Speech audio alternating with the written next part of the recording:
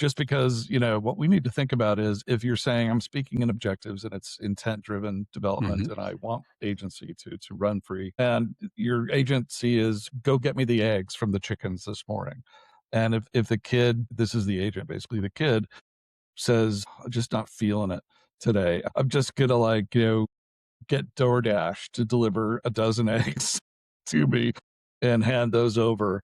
The objective was completed, was it not? So, it's back to what you've been talking about quite a bit, which is you need an agent control plane with the level of observability that you can actually understand the scope of what the agency is for starters, so that you can kind of foresee this. Because I read anyway, what these guys had set up for their control.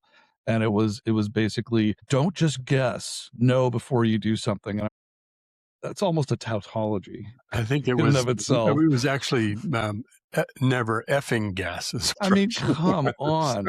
And the second one was, don't do anything destructive with Git. That was what they said. You can do destructive stuff elsewhere is okay, but just be careful with Git. I guess if the database is in Git, maybe that's okay, but then they would have been just fine. They would have been fine.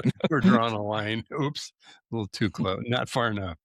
Well, and thanks for the kudos and reference on the agent control plane work. And we are in, I call it the battle for the agent control plane, because everybody wants some level of control because customers are asking for it, whether it's control of agents and what their agency is, or observability of agents, what the provenance of what this agent was asked to do. Where did that come from? Was it a human? What was the intent? Was it something along the way in the chain of execution?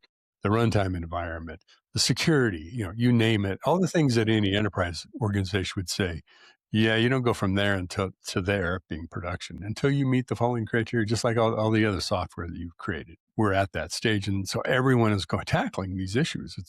It's a great thing that we are, because it's the thing, it's the constraint to getting into production.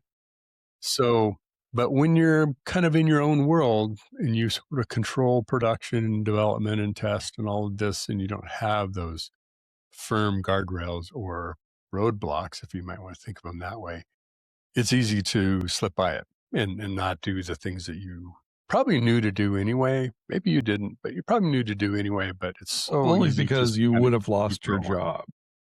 Well, yeah, there would be a call into the office and bring your computer and your card to get into the building. We need a meeting, yeah. we have a meeting with HR. It's never good, by the way, when they say bring your computer and your access card. And so anyway, as a database guy, I'm sure you cringe, the backups are on the same volume. That just killed me. I think that's like rookie of rookies kind of mistake there. Yeah, and the whole article in Tom's Hardware was agent goes rogue. No, that wasn't Owners the issue. went rogue. Agent kind of worked within the constraints it had, none other than the effing word. Whatever you do, don't guess. Oh, okay, I won't guess. I'm pretty sure. Is that guessing? I don't know. Isn't everything guessing in an LLM? Right. Okay. Either you have a frozen agent that can't do anything, or I don't know what that means. I'll move on. Anyway, good stuff.